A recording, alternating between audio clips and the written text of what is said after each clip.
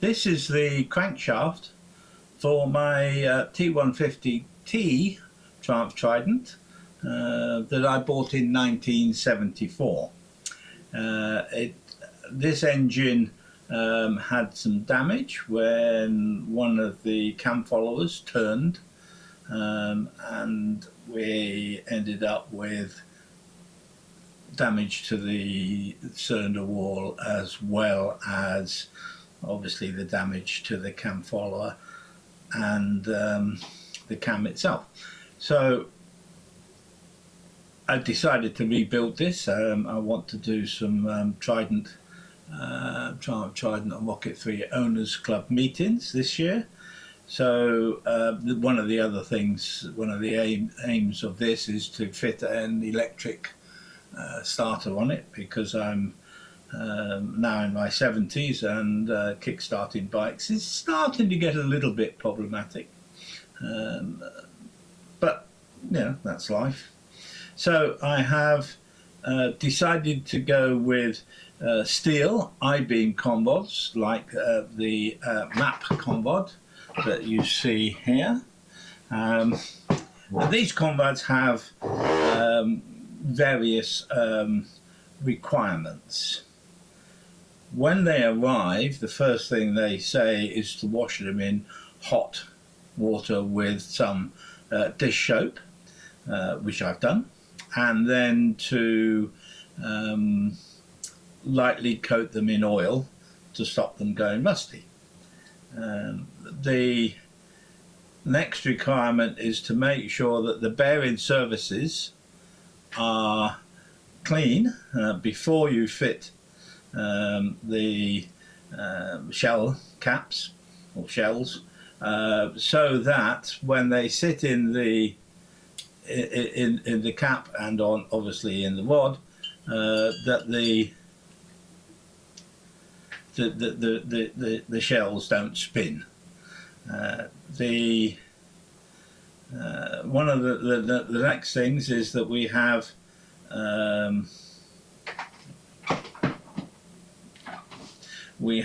ARP bolts with no nuts that actually bolt down into the shell, and they are a 3/8 12-point socket,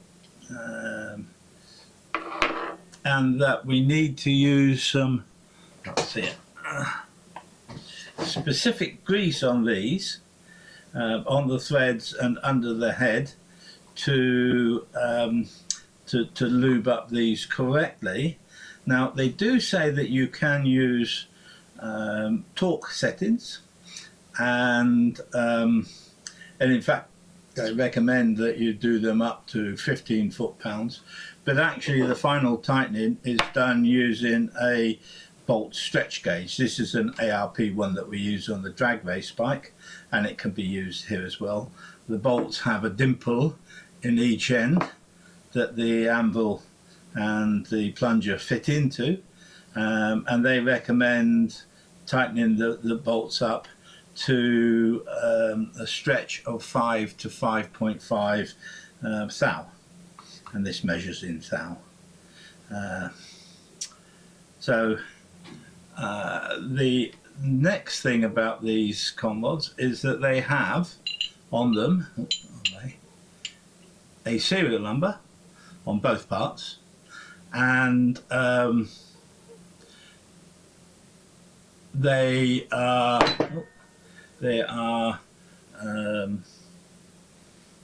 designed so that the notches for the shells are actually next to each other. I've looked online and there's various theories about having the notch opposite or next to each other.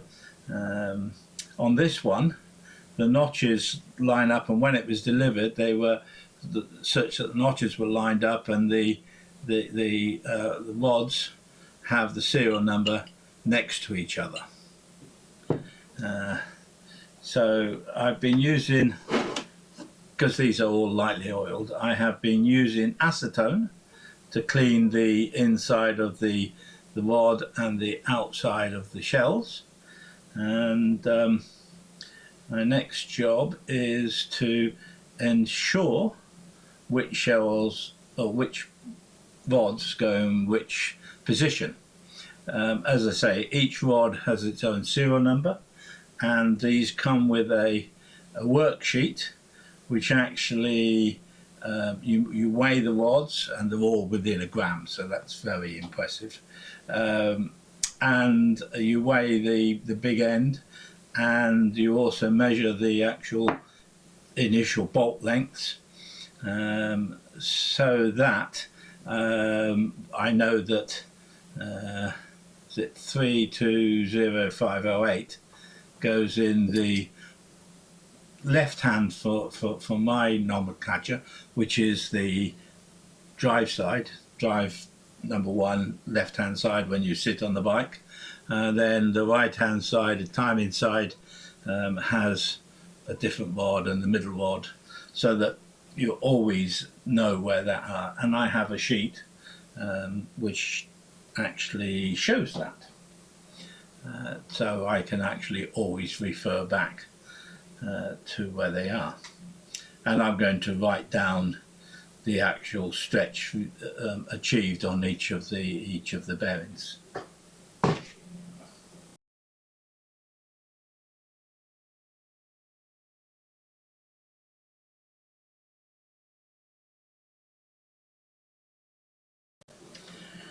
While the engine that's in the bike is a relatively early one, the bike itself was built in 1969 and first registered in April 1970.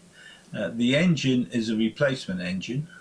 It has an SR number, which is a service replacement number, and it's probably a 1971 or 72, maybe even a 1970 replacement engine. It's very difficult to get numbers for those, or to get dating for that information. The creaking you hear, by the way, is not my knees. It is actually the chair that I'm sat on. To actually get these to line up, I find it useful to fit the tang into the rod first, and then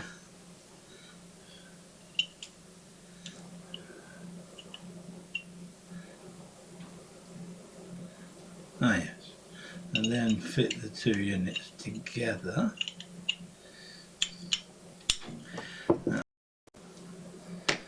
The next thing I'm going to do is to apply the ARP grease to the threads and the underside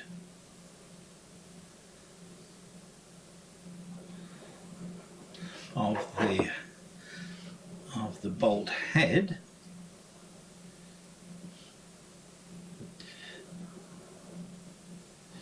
and then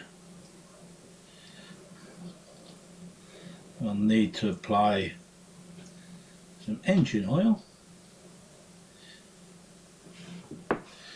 to the bearing surface itself. I am using Castrol 2050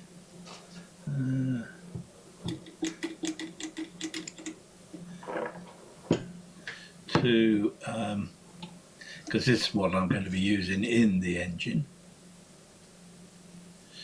and I believe, because it's a classic oil for a classic engine, effectively.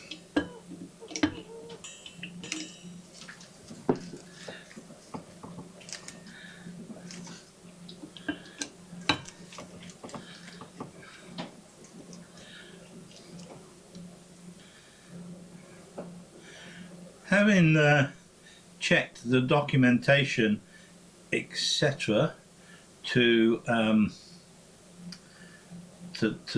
look at the orientation, there does not appear to be any requirement for which way round the connecting rod goes, and I cannot see any difference on the connecting rod that would suggest you need to have the connecting rod orientated in a specific way. So I am going to put the conrods in such that the map symbol is towards the drive side as a convention for me. Now the tang goes, the tang goes on the same side on the connecting rod. Didn't work so well.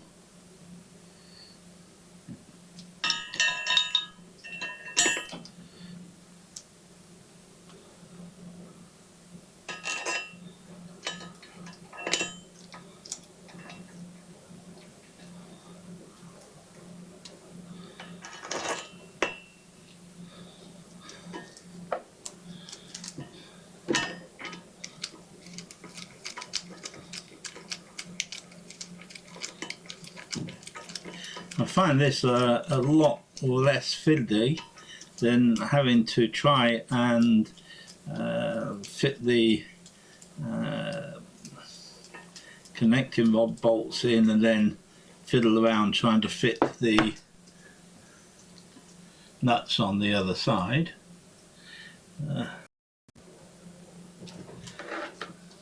Before we tighten the bolts up, we need to set the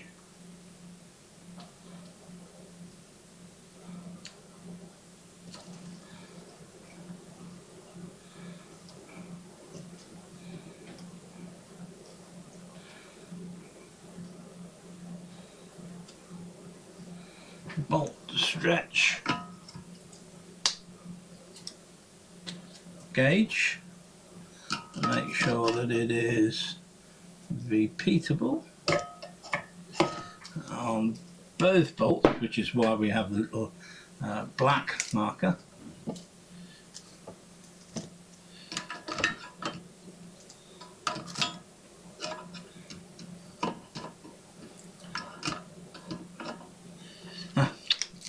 I'm being silly.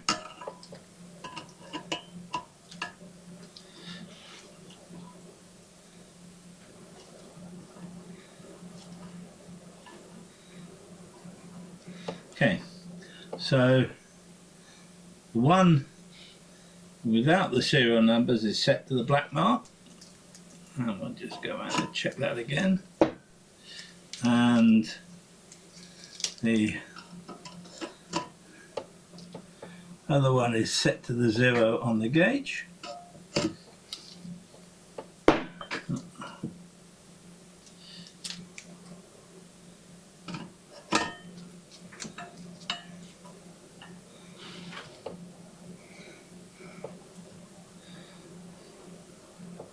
So that's the black mark, and the one with the serial numbers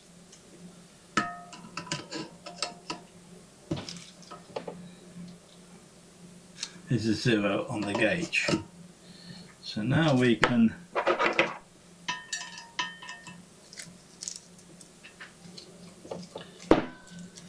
start to tighten these up, and the idea is to go to a known setting, and in this case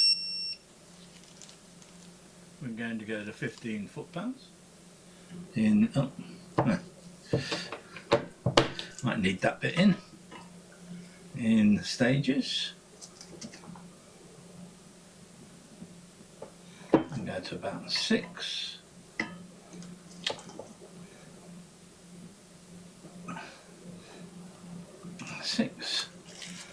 then we'll go to 15. Okay, and we'll go to that one.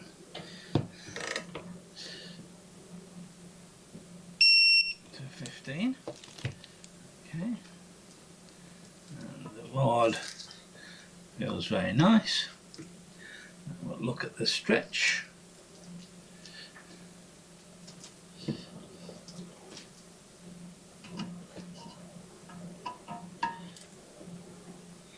And that is 1, 2, 3, 4 thou.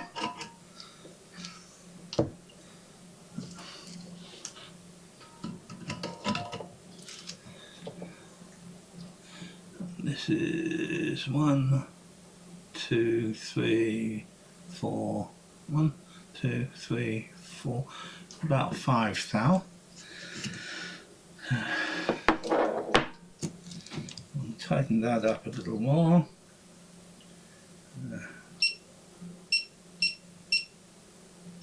We'll go to 20. The data sheet says, where are we? Maximum torque 30 foot-pounds. So we'll go to 20 next. Let's see where we get to.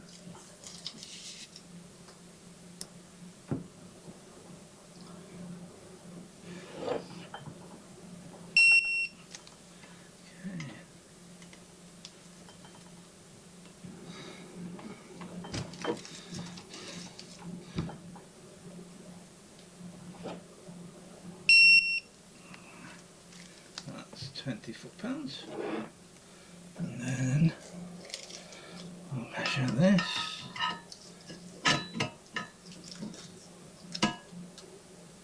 Okay.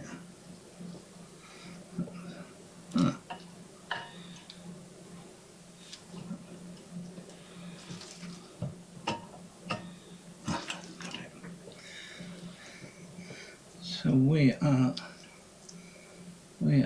at, this is the one, right, so this is the black one, and we have got 1, 2, 3, 4, 5.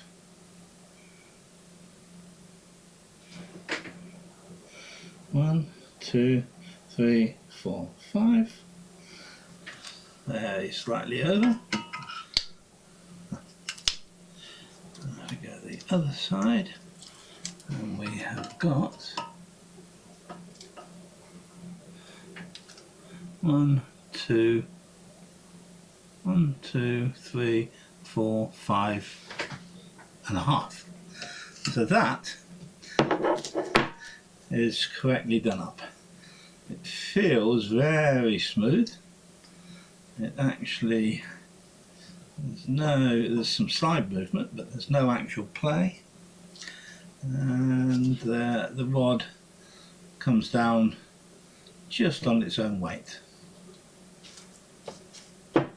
Okay, so I shall now go and do the others and then come back to you.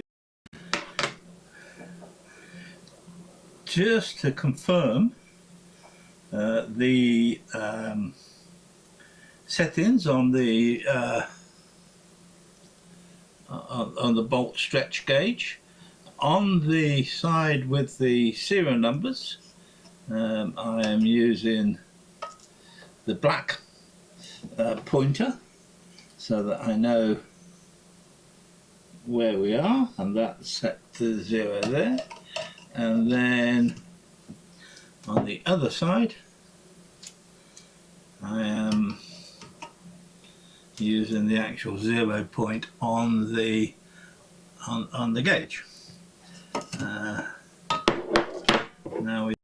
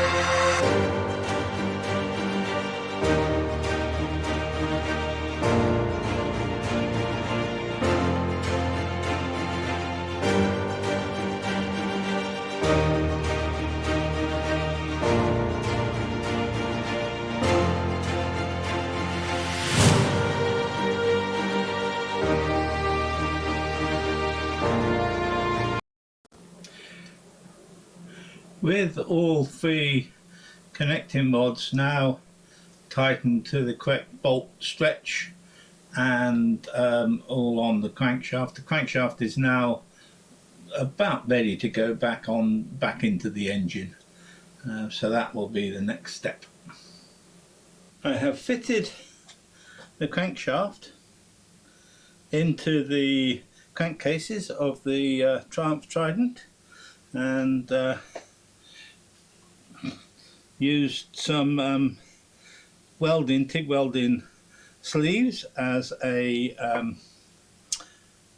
protection to protect them from the sharp, protect the conrods from the sharp edges. The conrods, as we saw, were fitted earlier. The crank case bearing caps have been torqued up to 18 foot-pounds, and you can see that the crank turns really nicely. I have the inner bearing for the timing side gear in there, which I need to drive on, and I actually need to set the tab washers so that there is so they're tight.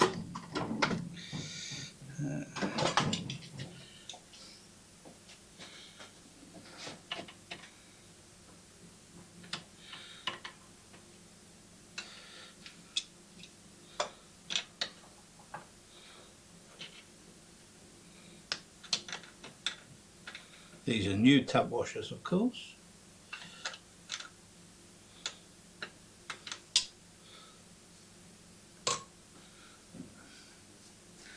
Cover's coming off.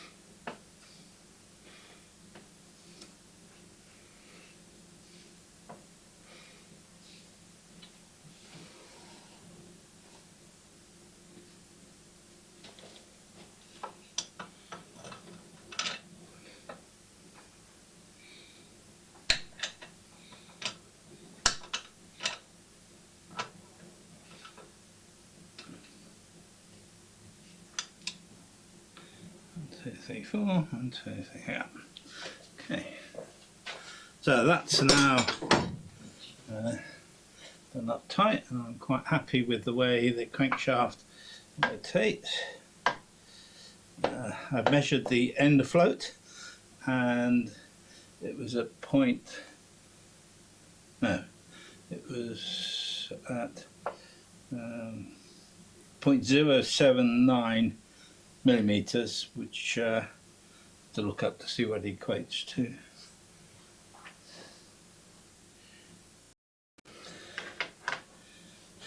Using an aluminium tube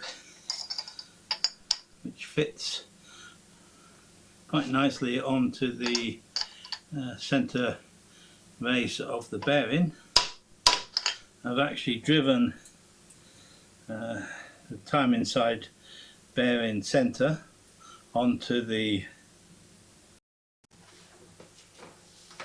next stage in assembling this Triumph Trident engine is to put the side crankcases on, and I have cleaned up the area around where the case fits and made sure that I have the inner seal ready to accept this side case, and I've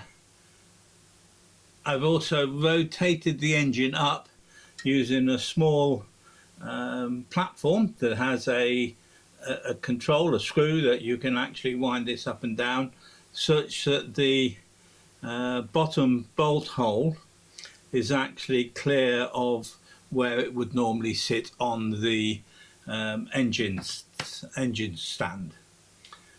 So I'm going to use 3-bond seal. I used to use well seal, but the last engine I built, which was the 500 Triumph, is actually leaking oil, which was a surprise because I've always had good results up to now using well seal. But as it turns out, well seal has an expiration date, and that was came as a surprise to me. So I have tried to find out, and it has a best before date, so which is a bit of an issue.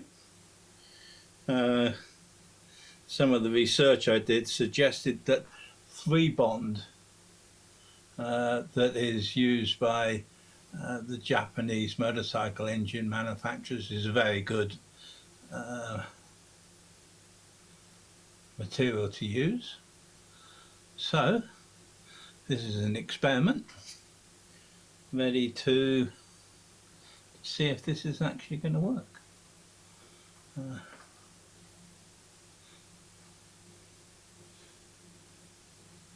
I have spent some time and cleaned up all the bolt holes, and I will be using some anti-gall grease. This is an aluminium based grease, because I find that that works very well in allowing the steel to not seize onto the aluminium of the crankcases themselves. So it's especially useful when you have to take the engine apart again. Not that I'm expecting to take this apart again, but nobody knows what's going to happen. It's like nobody expects the Spanish Inquisition.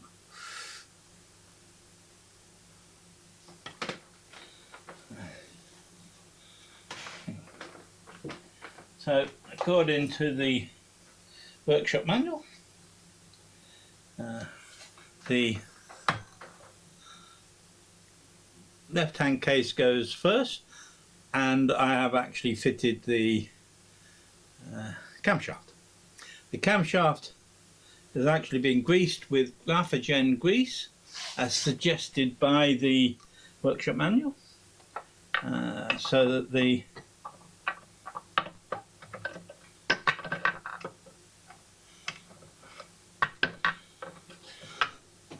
grease doesn't seize, or the camshaft doesn't seize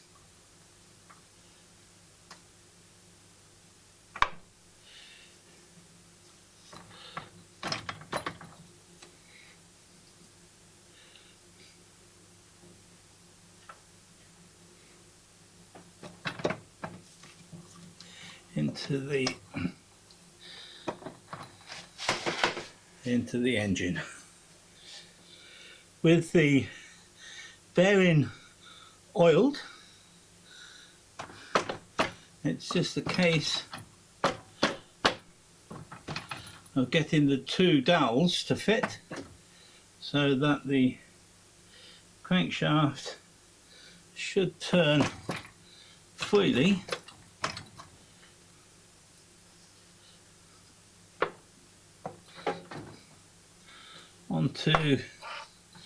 onto the bearing, and there we go.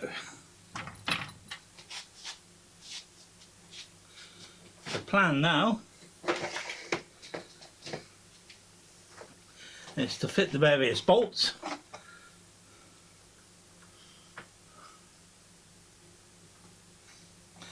And we'll start with the bottom one, which is, I mean, they're all 5/16 UNC. This is the short one.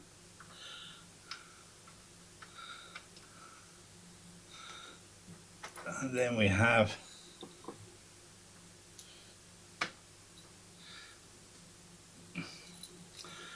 the others.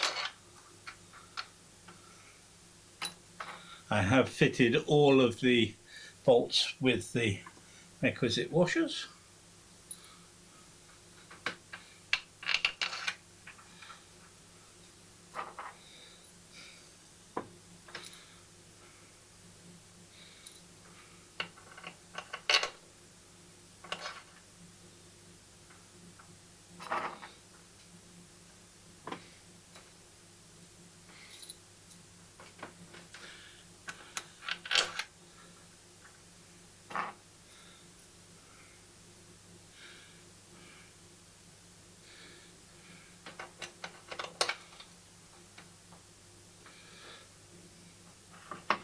And there is one special bolt, or it's actually an Allen screw, that I had to purchase, a 4-inch long 15/16 UNC Allen screw that fits inside the case to complete the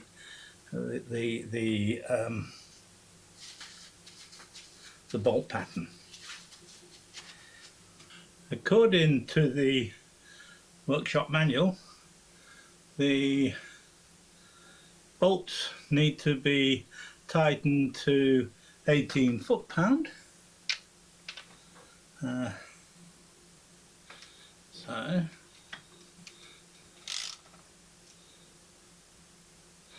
I like to start at the bottom and then go up either side.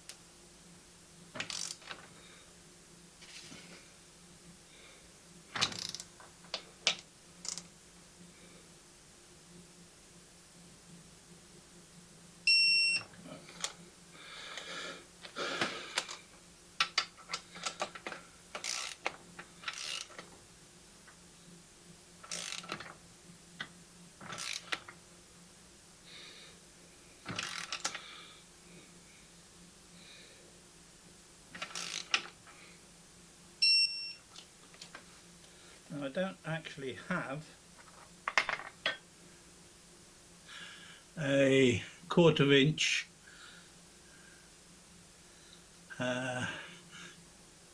Allen key adapter for the for this special bolt, but I hopefully can get it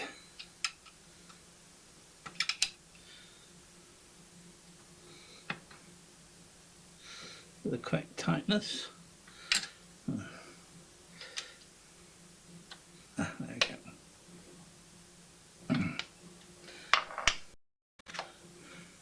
For the top two studs, there are 5/16 nuts, which need a 1/2 inch spanner, and I actually have a 1/2 inch dog bone that I was using on the Norton Commander.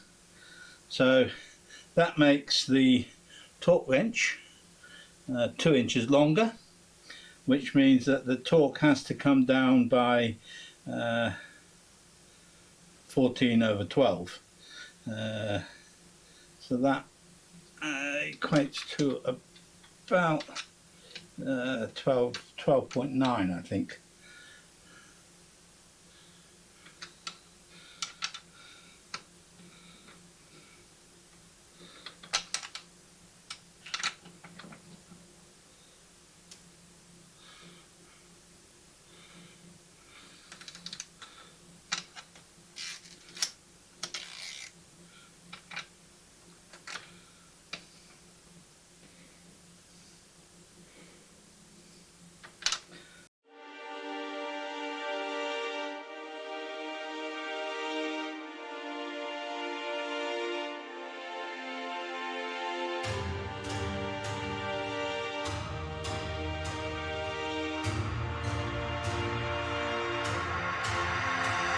For the right hand side of the engine, making sure that the conrods are in the right position, it's a case of rinse and repeat. So slide that on, and then make sure we've got the camshaft in the way.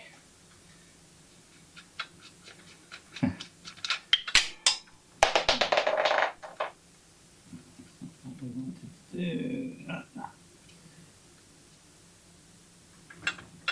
There we go.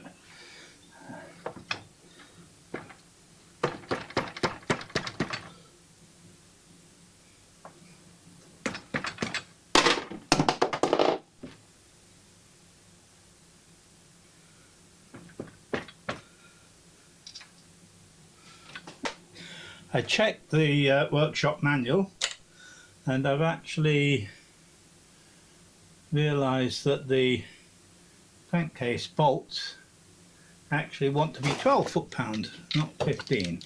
So I should go back and re-torque the other ones.